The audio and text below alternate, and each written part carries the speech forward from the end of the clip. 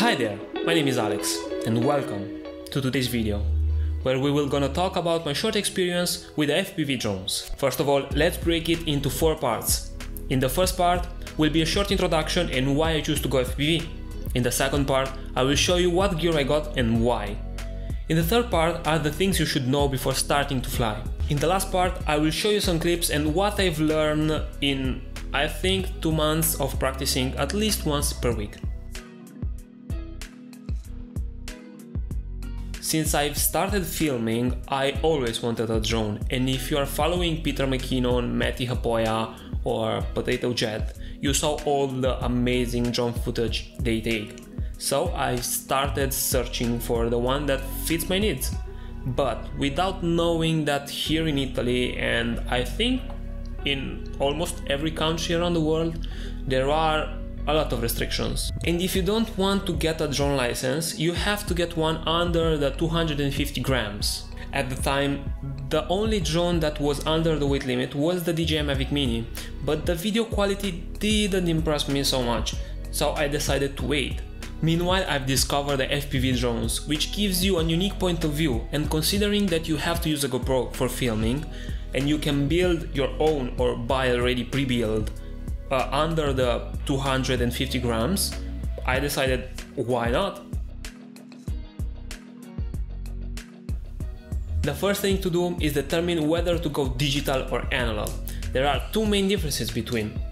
The first one is the cost. The digital system costs a lot more than the analog. The second one is the quality of the video feed that you get inside your goggles, and obviously the digital one is much better than the analog one. I choose to go analog just because of the cost. Spending $500 just for the goggles are a lot of money. After choosing the system, I started searching for the gear, and the radio controller I decided to buy is this, the TBS TANGO 2, just because it has the crossfire module already inside. It's small and relatively light, and it's basically an Xbox controller, if you a little bit larger, but hey, it's very similar. As for the goggles, I went with the EACHINE 300 O's. I didn't have any particular reason other than the price, and it has already a diversity module inside, which is the rapid mix, which mixes 2 video signals and gives you the best. It's similar with the rapid fire, but it's made by EACHINE. Choosing a drone wasn't the most difficult thing, as it only had to meet 2 criteria. I needed a drone that was easy to control indoors and didn't cost so much. So I ended up with the BETAFPV X95 V3, which I regret buying a little bit. I will tell you this story at the end of the video.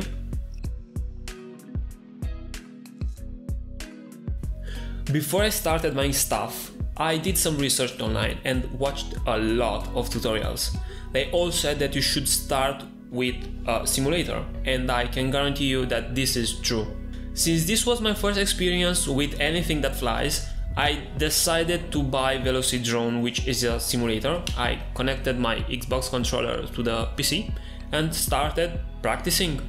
I think I have like at least 40 or 50 hours on the simulator. All the equipment arrived, I was really excited, but then I realized that I had to configure the goggles, the radio, the drone. After a lot of frustration, I made them eventually work thanks to Luke Media. Thank you very much. And I went outside hoping that all the hours spent inside the simulator practicing were enough. But oh boy, I was wrong. Especially if you switch to air mode, I crashed a lot of times. In summary, practice a lot inside the simulator. Don't expect to fly right away when all the things arrived. And as your first drone, get one which you are not afraid to crash, so you can test the limits and you can practice a lot more. As I said at the beginning of the video, here are some clips I've made last week with the drone.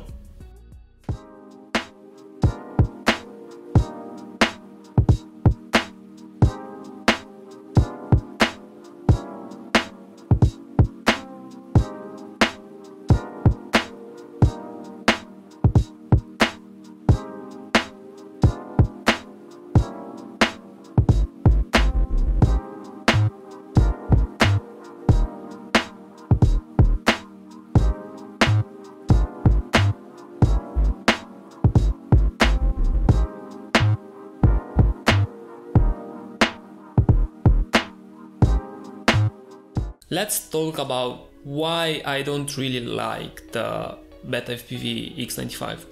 Maybe it's just because I'm not experienced enough, and probably this is the problem, but this is too powerful to fly indoors, or at least I cannot manage to fly it indoors.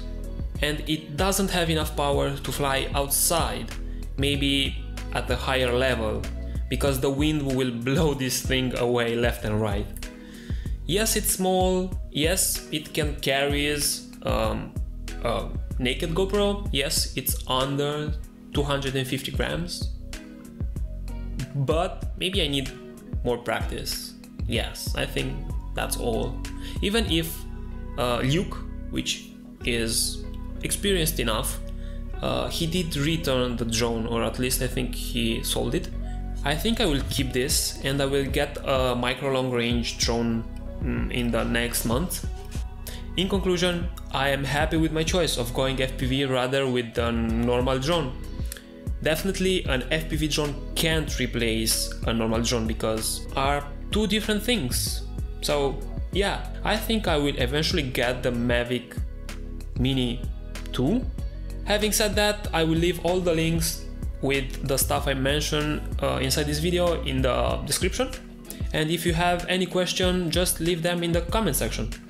And until next time, have a great day.